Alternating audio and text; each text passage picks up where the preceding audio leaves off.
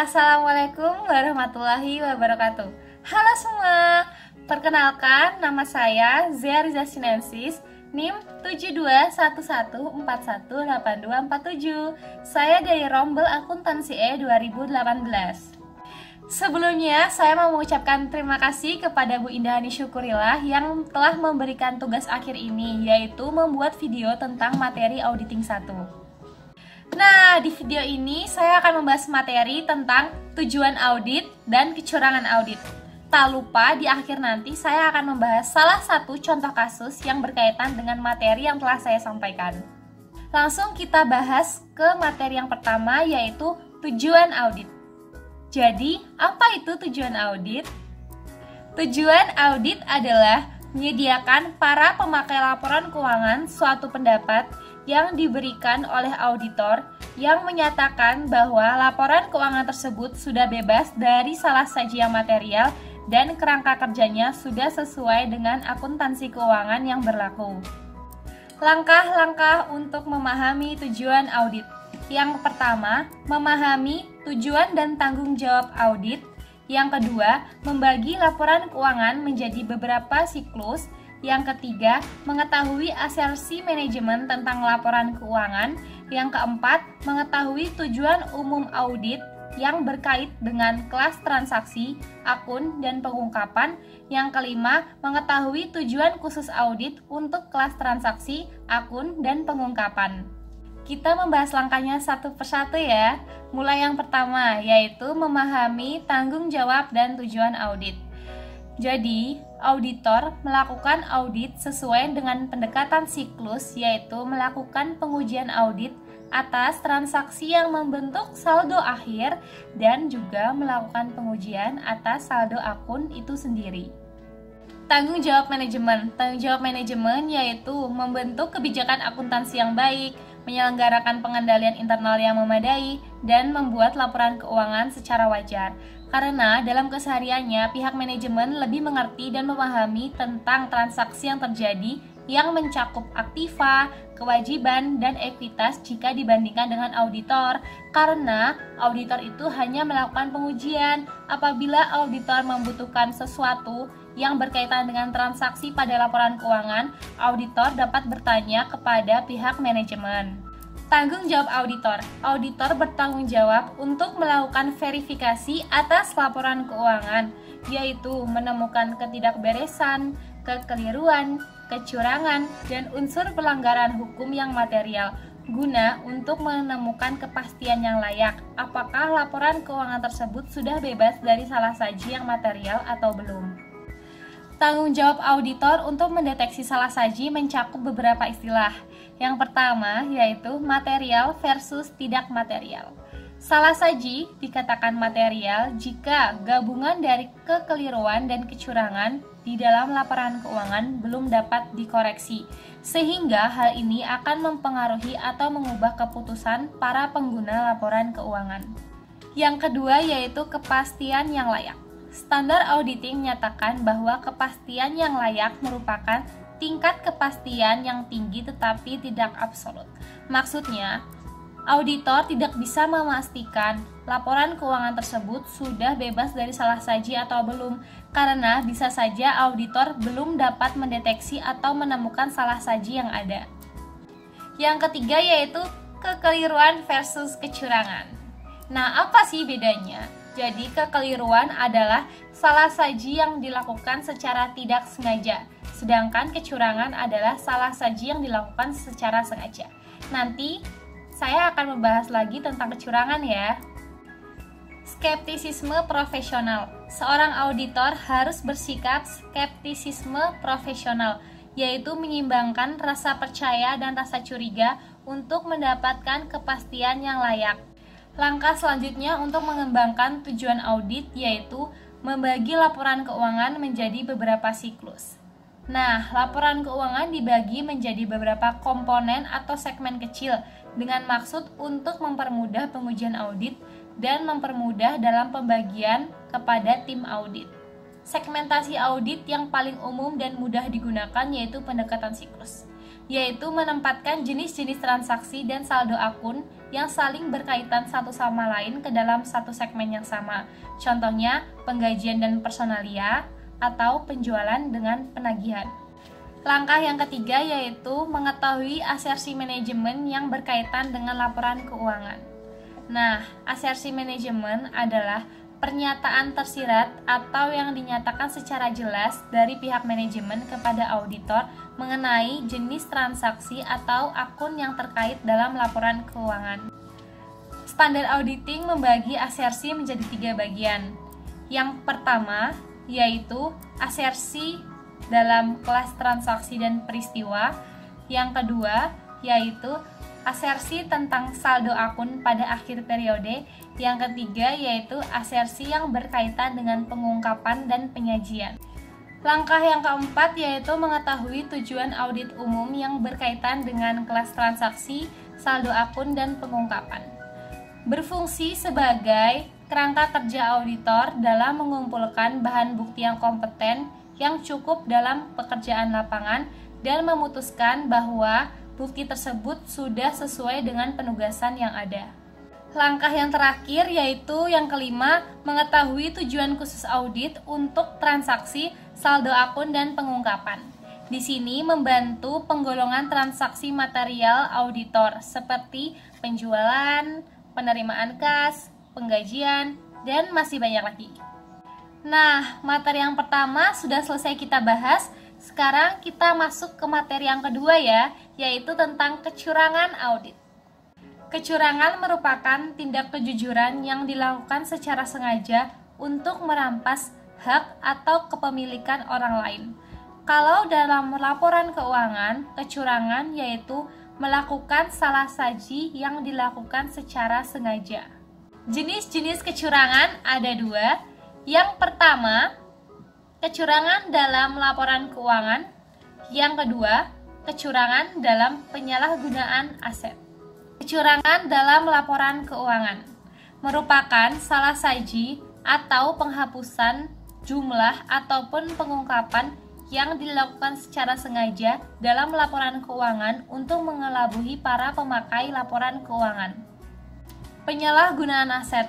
Penyalahgunaan aset merupakan kecurangan yang dilakukan dengan mencuri aset milik suatu entitas. Biasanya dalam laporan keuangan, jumlah nominal yang dicuri tidak material dalam laporan keuangan. Kondisi yang menyebabkan terjadinya kecurangan biasa disebut sebagai segitiga kecurangan atau fraud triangle. Nah, mencakup insentif, kesempatan, dan sikap. Kita bahas satu-satu. Yang pertama, insentif atau tekanan. Manajemen atau pegawai memiliki tekanan yang berlebih dalam lingkungan pekerjaannya sehingga membuat seseorang tersebut melakukan kecurangan. Yang kedua yaitu kesempatan. Di dalam lingkungan pekerjaan mungkin ada kesempatan bagi seseorang untuk melakukan kecurangan. Yang ketiga yaitu sikap, di mana sikap, karakter, dan etika moral seseorang pasti berbeda-beda. Jika seseorang bertindak tidak jujur, tidak menutup kemungkinan akan terjadinya kecurangan dalam perusahaan tersebut. Tata kelola perusahaan untuk mengurangi resiko kecurangan. Yang pertama, budaya jujur dan etika yang tinggi. Yang kedua, tanggung jawab manajemen untuk mengevaluasi resiko kecurangan. Yang ketiga, pengawasan dari komite audit. Budaya jujur dan etika yang tinggi mencakup beberapa hal. Yang pertama, teladan dari pimpinan. Yang kedua, lingkungan kerja yang positif. Yang ketiga, mempekerjakan atau mempromosikan pegawai yang tepat. Yang keempat, pelatihan. Yang kelima, konfirmasi. Dan yang keenam, disiplin. Kita bahas satu-satu. Teladan dari pimpinan. Sudah seharusnya Dewan Direksi atau pimpinan memberikan teladan yang baik kepada para pegawainya, seperti melakukan komunikasi yang baik sama pegawai, dan meyakinkan bahwa tindakan yang tidak jujur merupakan tindakan yang tidak etis dan tidak dapat dibenarkan walaupun itu memang menguntungkan perusahaan. Menciptakan lingkungan kerja yang positif. Lingkungan kerja yang positif dapat menciptakan moral pegawai yang baik sehingga dapat mengurangi resiko kecurangan. Caranya, mengurangi tekanan kepada para pegawai dan membuat wadah atau proses pengaduan apabila terjadi kecurangan di lingkungannya. Mempekerjakan atau mempromosikan pegawai yang tepat. Kebijakan perusahaan yaitu mengetahui latar belakang seseorang harus efektif untuk memposisikan seseorang memegang posisi yang penting. Pelatihan. Pelatihan merupakan kewaspadaan untuk mengurangi resiko kecurangan.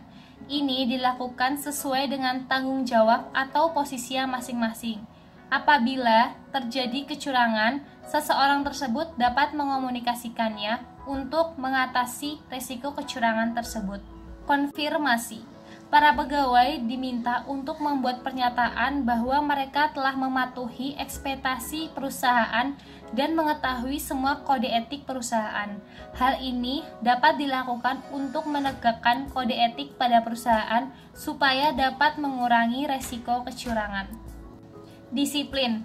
Disiplin merupakan penyelidikan menyeluruh atas semua pelanggaran beserta penanganannya yang tepat dan pertanggungjawabannya apabila dia melanggar kode etik serta pemberian punishment kepada seseorang tersebut tanpa memandang jabatan. Tanggung jawab manajemen untuk mengevaluasi resiko kecurangan mencakup 3 hal. Yang pertama, mengidentifikasi dan mengukur resiko kecurangan. Yang kedua, mengenangani resiko kecurangan. Yang ketiga, pengawasan dalam program-program dan pengendalian pencegahan kecurangan. Pengawasan dari komite audit, di mana komite audit memiliki tanggung jawab untuk melakukan pengawasan dalam penyusunan laporan keuangan dan pengendalian internal organisasi, di mana komite audit juga bertindak untuk melakukan pencegahan kecurangan oleh manajemen senior. Cara-cara untuk menghadapi resiko kecurangan. Manajemen tentunya memiliki program-program yang dirancang untuk mencegah, mengantisipasi, dan mendeteksi kecurangan. Namun, perlu dipertimbangkan dengan auditor apakah program anti kecurangan tersebut dapat bekerja dengan baik atau malah kelemahan pengendalian dapat meningkatkan risiko kecurangan. Untuk itu, ada respon beberapa auditor yang mencakup beberapa hal, yaitu yang pertama, mengubah keseluruhan pelaksanaan audit. Tentunya, pelaku kecurangan memiliki pengetahuan yang lebih tinggi mengenai prosedur audit. Untuk itu, maka PSA 70 mengharuskan auditor membuat rencana audit yang tidak dapat diprediksi. Yang kedua, yaitu merancang dan melakukan prosedur audit untuk mengurangi resiko kecurangan. Auditor melakukan prosedur audit yang tepat untuk mengantisipasi resiko kecurangan spesifik dan jenis resiko kecurangan teridentifikasi. Yang ketiga yaitu merancang dan melakukan prosedur-prosedur audit untuk mengantisipasi dominasi manajemen terhadap pengendalian. Yang keempat yaitu memutakhiran proses penilaian resiko. Hal ini harus dilakukan untuk mewaspadai hal-hal sebagai berikut. Ketidakkonsistenan dalam pencatatan akuntansi, bukti yang hilang atau bermasalah, ada hubungan yang tidak beres atau problematik antara auditor dan manajemen, dan terdapat kecurangan yang belum terdeteksi dalam pengujian substantif atau pengujian akhir. Karena semua materi sudah saya sampaikan, di akhir ini saya akan membahas satu kasus mengenai materi yang telah saya sampaikan, yaitu kasus tentang SNP Finance. Kasus ini melibatkan 2 akuntan publik dan 1 kantor akuntan publik. Kedua akuntan publik tersebut yaitu Merliana dan Marlina dan KAP SBE. Mereka terseret kasus karena mereka melakukan manipulasi data. Mereka melakukan audit atas laporan keuangan SNP Finance dan mengatakan bahwa laporan tersebut itu wajar tanpa pengecualian. Padahal setelah diperiksa kembali oleh OJK, mereka menjelaskan bahwa SNP Finance itu tidak memberikan laporan keuangan secara signifikan. Maka dari itu, kedua AP dan KAP tersebut mendapat sanksi dari OJK. OJK mengatakan bahwa kedua akuntan publik tersebut melakukan pelanggaran berat. yaitu melanggar peraturan Otoritas Jasa Keuangan pasal 39 huruf B nomor 13 garis miring peraturan Otoritas Jasa Keuangan titik 03 garis miring 2017 tentang penggunaan jasa akuntan publik dan kantor akuntan publik. Yang dimaksud yaitu kedua akuntan publik tersebut dan kantor akuntan publik tersebut melakukan manipulasi, membantu manipulasi data, dan memalsukan data yang berkaitan dengan jasa yang diberikan. Sanksi yang diberikan kepada kedua akuntan publik dan satu kantor akuntan publik tersebut berlaku bagi sektor perbankan, pasar modal, dan industri keuangan non-bank, di mana kedua AP dan KAP tersebut tidak boleh melakukan prosedur atau membuka jasa audit. Dan KAP tersebut tidak boleh menambah klien baru sampai batas waktu yang belum ditentukan.